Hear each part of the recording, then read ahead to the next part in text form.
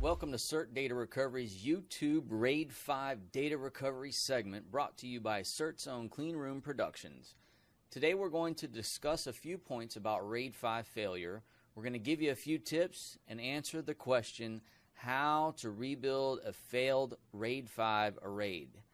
We get RAID 5s in our office quite frequently. Most of the time the individual has attempted to rebuild the RAID or repair the failure in one way or the other. Now, we are not responsible in any way for the outcome of any do-it-yourself attempts.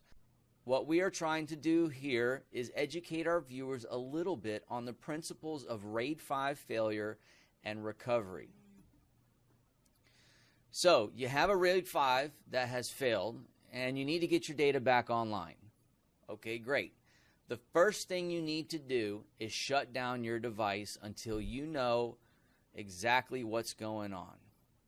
The next thing you need to do is ask yourself a couple questions.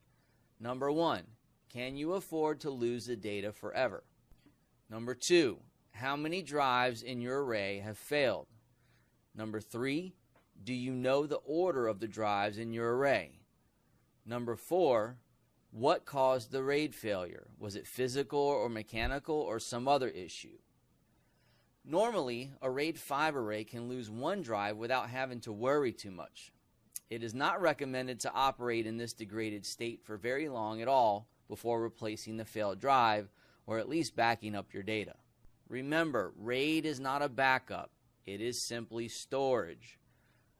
Okay, you have the information we discussed above, hopefully, and you're ready to move forward. So how do you rebuild the failed RAID 5 array?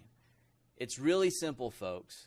If one drive has failed, you take the failed drive out and replace it with a good drive of the same capacity. The RAID should then rebuild itself, and that's the beauty of a RAID 5. Now, if you have two drives down, you're going to need to call a data recovery company with experience in recovering RAID 5s.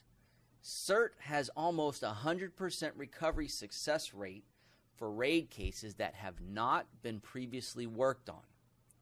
Now, here's some really good points to remember when rebuilding a single drive RAID 5 failure on your own.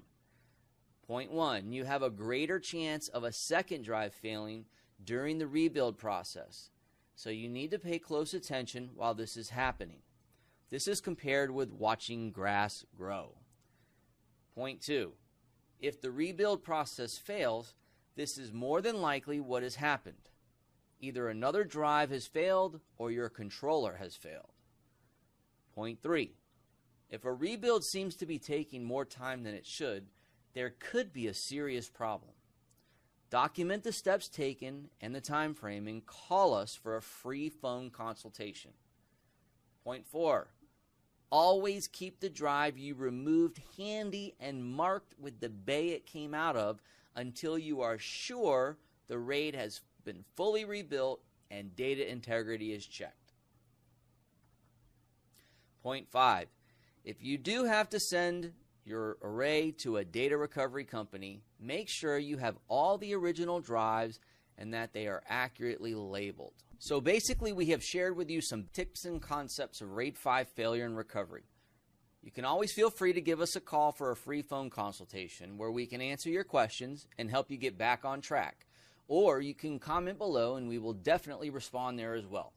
Remember, CERT Data Recovery is here for you. We have the nation's most affordable and reliable RAID recovery service.